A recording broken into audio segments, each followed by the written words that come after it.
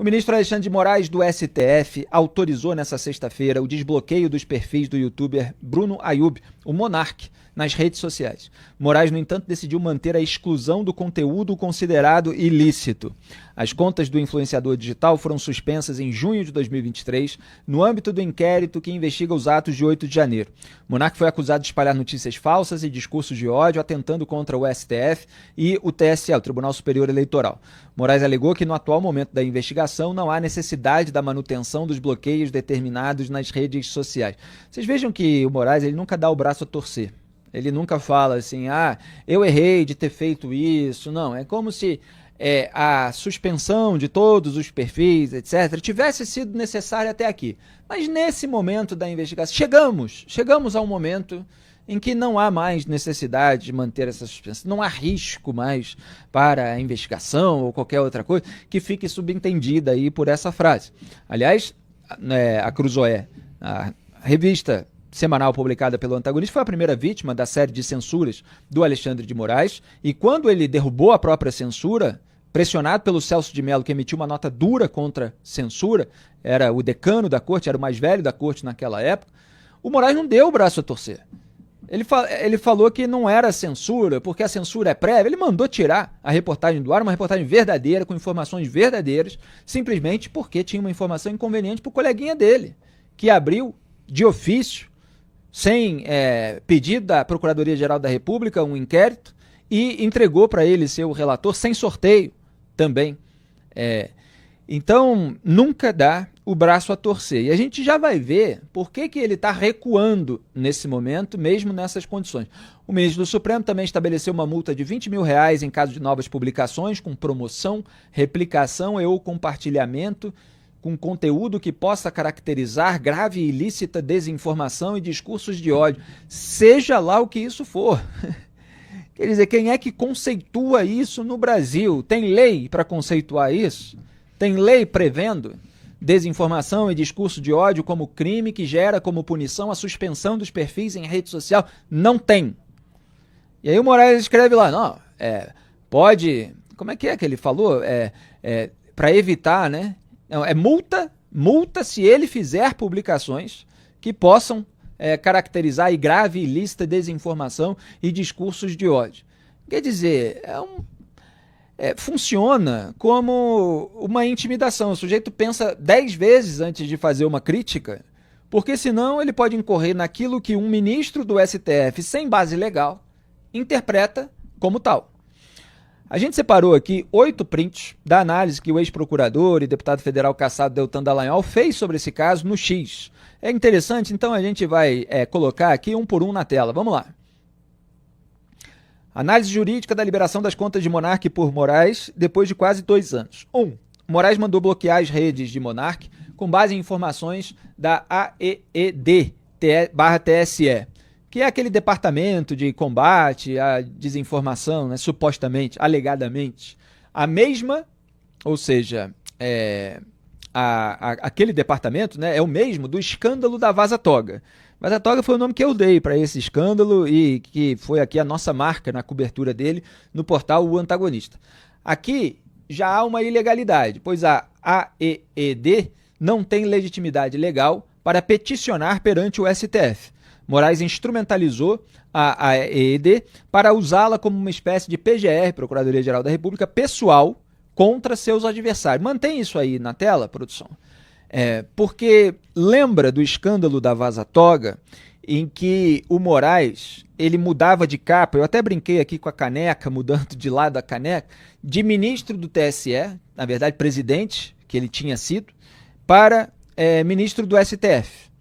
E ele não fazia a publicação do ofício de um pedido como ministro do STF para o departamento do TSE, que estava submetido à presidência do próprio Moraes, porque ele dizia que ele seria esquizofrênico de pedir para ele próprio. É como se as instituições fossem dele, como se ele não precisasse deixar registrado. Se ele ocupa 2 cargos, então ele não pode oficiar, porque é ele mesmo. Então ele faz o que ele quer, faz pelo WhatsApp, manda o assessor falar com outro. Se não tiver prova, usa criatividade, dizia um assessor que estava falando com o chefe desse departamento aí, o AED, e esse foi o escândalo da Vaza Talk, foram as mensagens de um assessor no STF para o assessor no TSE e vice-versa. Então é só para contextualizar. Vamos para o próximo item. 2. Na decisão que ordenou o bloqueio, Moraes não cita um único artigo da lei, nem aponta quais crimes teriam sido cometidos por Monark. Era o que eu estava falando aqui em relação a um outro ponto, né? Mas era com esse espírito. Em vez disso, afirma que as medidas são necessárias porque Monark teria difundido notícias falsas sobre a integridade das instituições eleitorais. No entanto, espalhar notícias falsas, fake news ou desinformação não é crime no Brasil. Não há sequer uma definição ou conceito legal para esses termos na legislação brasileira, como eu vinha apontando. 3. Vamos lá. Moraes determinou o bloqueio de todas as contas de Monark, o que é ilegal. A legislação brasileira não autoriza o bloqueio de contas inteiras, apenas de posts considerados ilícitos, justamente para preservar a liberdade de expressão e impedir a censura. Artigo 19 do Marco Civil da Internet.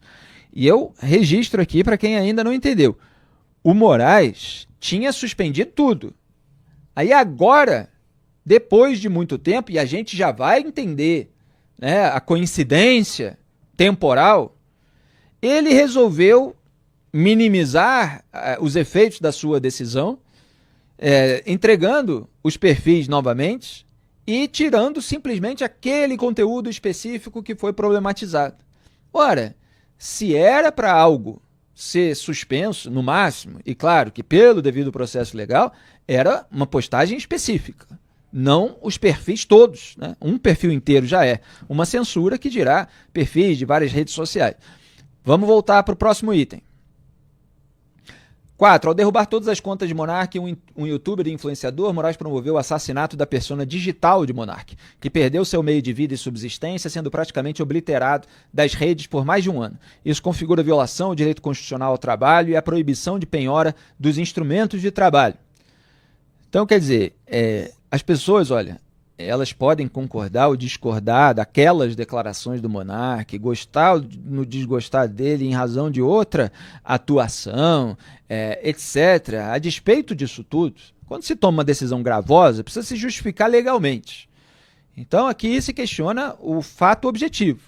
Monark era um influencer digital que ganhava em monetização das suas contas, da sua atividade nessas plataformas, e foi impedido, portanto, de manter aquela fonte de sustento, que era aquele trabalho com o qual ele estava acostumado. Quer dizer, o sujeito tem que reconstruir a vida profissional para ter ali o sustento de cada mês por uma decisão que fere o devido processo legal, para a gente dizer o mínimo. Continuando. Próximo item, 5. Na decisão, Moraes emitiu uma ordem genérica para que Monark se abstivesse de publicar, promover, replicar e compartilhar notícias fraudulentas, fake news, sob pena de multa diária de R$10 mil. Ou seja, o ministro proibiu Monark de fazer algo que não é crime e ainda impôs multas por algo que não é ilícito, violando o princípio da legalidade. Artigo 5º, 2, CF. Vamos lá. 6. Desde agosto de 23 até agora, Monark não foi denunciado pela PGR. A Procuradoria-Geral da República está sob o comando do Paulo Gonet, vamos lembrar, que é a titular da ação penal no STF, o que comprova não apenas que Monark não cometeu crimes, mas também que não há provas contra ele. Se houvesse, a PGR já o teria denunciado. Além disso, Monark nem sequer tem foro privilegiado para ser julgado perante o Supremo. Próximo. 7. Temos, portanto, a situação de um cidadão brasileiro censurado, silenciado, multado e punido por algo que não é crime, submetido a diversas medidas cautelares sem jamais ter sido denunciado.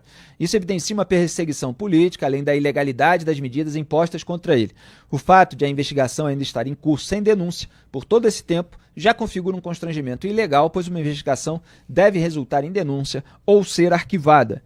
Inclusive, ministros do Supremo Tribunal Federal viviam atacando a Lava Jato por prisões preventivas alongadas, e agora a gente vê prisão preventiva decretada por ministro do STF.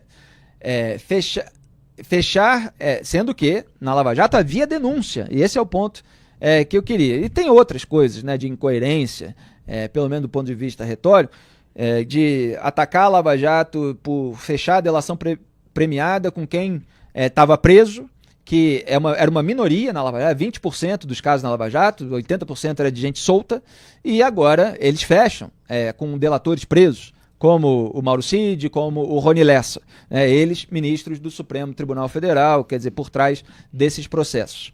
E eu fiquei aqui de frisar, de enfatizar qual é a coincidência entre esses recuos do Alexandre de Moraes e aquilo que está acontecendo nesse momento. E eu vou entrar nesse assunto, mas primeiro eu preciso citar outro recuo do Alexandre de Moraes, para vocês verem que não foi apenas um.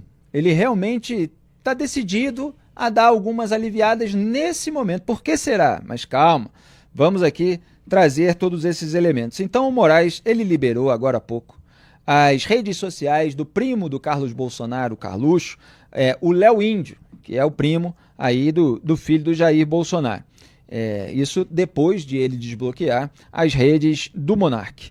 Então o Léo Índio é o Leonardo Rodrigues de Jesus, primo aí do vereador federal internacional, como a gente ironizava. Segundo Moraes, as publicações ilícitas que originaram o bloqueio dos perfis de Léo Índio devem ser removidas das redes sociais. Além disso, o ministro estipulou multa diária de R$20 mil em caso de publicações que promoverem conteúdos que possam caracterizar grave e ilícita desinformação e discurso de ódio. Quer dizer, liberou com as mesmas condições que impôs ao Monark, com nenhuma base legal para esses dispositivos, para esses conceitos de desinformação, discurso de ódio, etc. As contas... Bom, não, aqui tem o histórico aí da decisão do Monark que a gente já deu. Tem mais print do Deltan, produção, é isso? Vamos colocar exatamente porque aí a gente associa aquilo que eu estava querendo explicar. 8. Curiosamente, Moraes determinou o desbloqueio das redes de Monark e, como a gente acabou de ver, do Léo Índio também, pouco antes, esse que é o elemento importante, da visita ao Brasil da Relatoria Especial para a Liberdade de Expressão da Comissão Interamericana de Direitos Humanos, a CIDH, que ocorrerá entre os dias 9 e 14 de fevereiro. O relator, Pedro Vaca Villarreal, virá ao Brasil após diversas denúncias feitas pela direita sobre os abusos de Moraes e depois da posse de Trump nos Estados Unidos, que iniciou uma guerra contra a censura. Moraes está com medo? Duda Teixeira, Moraes acusou o golpe, naquele velho sentido de passar um recibo. Nós aqui estamos totalmente por dentro, tá? Só para avisar ao nosso público, dessa visita da Relatoria Especial, da turma ligada à CIDH, da turma que está interessada em saber o que está acontecendo sobre o cerceamento à liberdade de expressão no Brasil. Nós vamos contribuir com esses visitantes, nós vamos fornecer informações sobre aquilo que acontece desde o começo. Nós estamos bastante cientes daquilo que vem por aí. E parece que lá no STF soou algum tipo de alarme. Não sei se teve aviso lá do Rodrigo Mudrovich, o advogado do Gilmar, que ele conseguiu emplacar lá na Corte Internacional de Direitos Humanos, graças a Jair Bolsonaro, mais uma tabelinha com o sistema. O Bolsonaro indicou o advogado do Gilmar lá para o grupo da CIDH. Se alguém soprou lá no ouvido dos ministros do STF que, olha, é melhor dar uma aliviada aí, porque vai vir uma patrulha internacional, isso pode pegar mal, e o Moraes tirou o pé. Duda Teixeira. Bom, a Comissão Interamericana de Direitos Humanos, ela tem, é quase que um tribunal, fica em São José da Costa Rica, que pode ser usado como um último recurso, Então, se você, de repente, no seu país, é prejudicado pelo sistema judiciário, recorre em todas as instâncias e ainda assim achou que foi prejudicado, você pode acionar esse tribunal que fica lá fora e está ligado à Organização Estadual, à Organização dos Estados Americanos, a OEA. Agora, como esses casos todos, eles começam e terminam no STF, então não há mais a quem recorrer e aí é meio que natural que se começou então a pedir essa ajuda lá da CIDH. E quando a CIDH manda um relator para um país, é porque realmente a coisa começou a complicar, os casos começaram a se acumular e aí você manda um relator para averiguar o que está acontecendo, e que bom que tomaram essa decisão aqui no Brasil. Agora, falando do caso do Monark, né? Qual que foi o pecado do Monark? Ele deu as opiniões dele.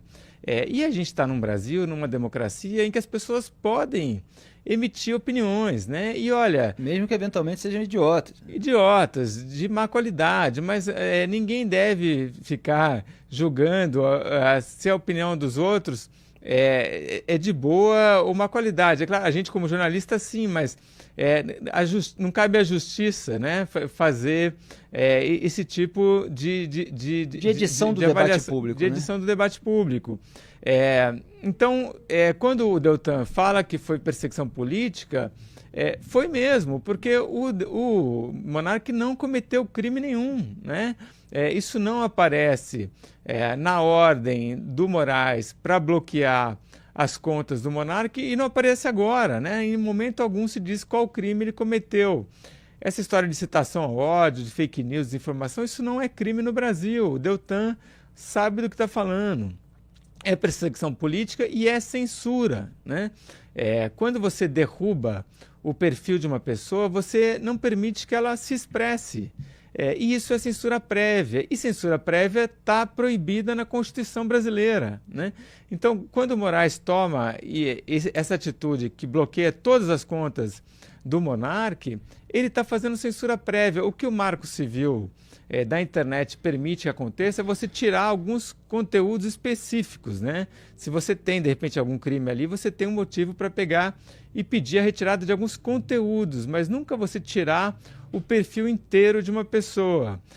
Parece coisa mesmo da ditadura militar, né? Censura prévia. Isso acontecia muito no Brasil nos anos 70.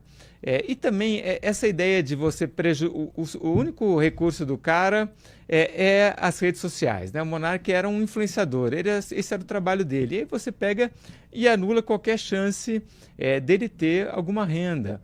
A ditadura militar, ela colocava multas pesadíssimas em alguns veículos para inviabilizar a continuação desses veículos de imprensa, muitas vezes de imprensa até meio clandestina, né? Mas o objetivo era acabar com a chance do sujeito de se expressar, e foi isso que o Moraes fez com o Monark. Tem mais print aí do Deltan, produção? Tá, a gente vai mostrar no próximo bloco. Eu só queria acrescentar, complementar, que o Moraes ele inventou a censura cautelar. É bastante curioso, né? A censura virou medida cautelar. Peraí, estou na dúvida aqui. Vamos suspender tudo e vamos deixar um tempo aí, a investigação vai, anda, etc. É a mesma coisa que aconteceu com a Cruzoé, mandou tirar do ar. Depois vamos checar aí se tem verdade, se não tem na matéria. Enquanto isso, fica fora. Duda Teixeira, eu estendo um pouquinho aqui esse tema, porque a minha indignação ela continua. Vai chegar aí a relatoria especial ligada à Corte Internacional de Direitos Humanos e está chegando uma patrulha internacional, soou o alarme, vão olhar o que a Suprema Corte Brasileira está fazendo, e existe uma certa ascendência ali da CIDH para reagir àquilo que uma Suprema Corte faz. Mesmo que possa haver todo um corporativismo e a República aqui possa se unir contra decisões internacionais, mas é um órgão ao qual se pode recorrer. Então, está chegando aí o pessoal que vai fiscalizar. Peraí, vamos desfazer, vamos, como é que se diz? Passar um vernizinho, uma maquiagem, vamos passar uma maquiagem naquilo que a gente estava fazendo antes e tal. É essa postura que o Alexandre de Moraes parece estar tendo. É evidente que ele cometeu diversos abusos em nome da salvação da democracia, em nome da civilização, né? Porque ele fala assim que o Barroso falou outro dia, né, que precisamos civilizar o país, a sociedade. São mentes iluminadas que estão tomando decisões que fogem à sua alçada e às suas atribuições, porque elas estão num pedestal. E tem gente que ajudou a colocar todas essas pessoas no pedestal aí em emissoras amigas do regime de turno, gente que dá essa pompa toda Olha, não teve golpe de Estado porque não houve adesão do comandante do Exército, do comandante da Aeronáutica. Então, um monte de gente lá invadindo, depredando patrimônio público, por mais que tivesse uma intenção, um desejo e uma fala de teor, de defesa de uma ditadura militar, etc., não tinha como sustentar aquilo na prática. Mas o simples fato de aquelas pessoas terem pedido para... O simples aqui no sentido objetivo da explicação, né? É um elemento grave que a gente já mostrou aqui incansavelmente. Mas o fato de eles terem pedido lá para o Exército, de eles terem invadido, etc., se tornou assim o ponto de legitimação para tudo que o STF faça. E a gente não pode aceitar isso. A gente não faz parte desse grupo, até do mercado da comunicação, que entra nesse nós contra eles. Não, precisamos ficar do lado do STF, porque a alternativa é a extrema-direita. Precisamos ficar, né? Ou outros segmentos que falam, não, precisamos ficar do lado da esquerda, porque a alternativa é o Bolsonaro. Precisamos ficar do lado do Bolsonaro, porque a alternativa é o Lula. Precisamos ficar do lado dos fatos, da verdade, da moralidade pública, do senso de justiça, do povo brasileiro, do cidadão comum, pagador de impostos. É isso que está faltando no debate público, é esse espaço que a gente busca preencher. Duda Teixeira. E, Felipe, não vai funcionar, né? Essa tentativa do Moraes agora de limpar a cena antes que chegue aí o relator de liberdade de expressão da CIDH, não vai resolver, né? Porque o mundo hoje, as informações circulam, né? E ficam registradas. Ele está vindo aqui, mas o Pedro Villarreal, né? Mas ele tem acesso a tudo que está acontecendo no Brasil, né? Ele tem lá os assessores deles, os comissários. É só entrar na internet aqui, ver o que a gente publicou já na revista Cruzoé, livros publicados já sobre o assunto. Escrevi diversas cronologias sobre a verdadeira história do inquérito das fake news. É só procurar. Aliás, coloquem no Google hoje à noite, no fim de semana, a verdadeira história do inquérito das fake news, o antagonista, que vocês vão encontrar lá esse tópico em uma das minhas cronologias. Diga. E isso era uma coisa, essa de limpar a cena é uma coisa que não funcionava nem lá na época eu fiz uma comparação aqui com a ditadura militar, vou fazer mais uma, mas na década de 70 tinha isso, né? A ditadura às vezes acontecia na Argentina, no Brasil, tá vindo aí um americano, tá vindo um europeu, vamos dar uma limpada na cena, né? E aí tentava fazer ali uma visita meio controladinha para o sujeito só ver aquilo que os ditadores queriam ver, mas mesmo assim eles conseguiam ter noção do que estava acontecendo, né? Agora é impossível, né, esconder a realidade. E ainda que o Moraes agora libere os perfis do Monark, teve uma injustiça aí que foi cometida e que precisa ainda ter uma solução, né? O Monark ficou 1 ano e meio sem as redes dele. Né? Como é que ele vai ser recompensado? Exato, né? Quem é que vai cobrir todos os custos desse período? Quer dizer, quem é que vai recompensar pela monetização que ele não teve e que ele teria, porque tinha uma audiência grande nas redes sociais. E, repito, nada disso do que a gente está falando significa necessariamente concordar com tal ou qual declaração. Certamente temos enormes divergências e, eventualmente, podemos ter algum tipo de alinhamento. Não é sobre isso. É sobre um método que o Moraes utilizou da censura cautelar, como eu estou chamando aqui. Quer concluir, Duda? É isso. Então, esse recuo agora de última hora do Moraes não só não vai conseguir limpar a cena, como também não vai corrigir a injustiça que já foi feita. Vamos colocar aí os últimos tweets do Deltan, porque vão amarrando aí todos esses elementos que a gente falou. Pode botar a produção na tela. Mais uma rede social liberada por Moraes, ele está se referindo ao caso do Léo Índio, há 3 dias da visita da Relatoria Especial para a Liberdade de Expressão da Comissão Interamericana vir ao Brasil para investigar nossas denúncias de abuso do STF e de Moraes. Está ficando interessante, temos um padrão. Próximo. Já que o ministro Alexandre está liberando as redes sociais dos censurados e perseguidos políticos do Brasil antes da visita da Relatoria Especial para a Liberdade de Expressão da CIDH ao Brasil, gostaria de solicitar encarecidamente ao ministro acesso ao inquérito das fake news, onde Moraes me incluiu em junho de 2023 e ao qual nem eu, nem meu advogado tivemos acesso até hoje. Grato. Outro elemento que se repete aí em determinados processos de Moraes não abrir para a defesa das pessoas que foram citadas, para os seus advogados. E Deltan continua, já temos a terceira notícia do dia de rede social de censurados e perseguidos políticos liberada por Moraes, há 3 dias da visita da CIDH, etc. Já dá para dizer com certeza que é medo do que a CIDH vai descobrir por aqui. Aliás, qual é mesmo a terceira produção? Eu tinha visto aqui, já me fugiu. De réus do 8 do 1. Foi uma mulher presa pelo 8 do 1. Ela já teve as suas redes liberadas também. Então é uma mulher presa do 8 do 1, o Monark e o Léo Índio. Tudo isso há 3 dias da visita internacional.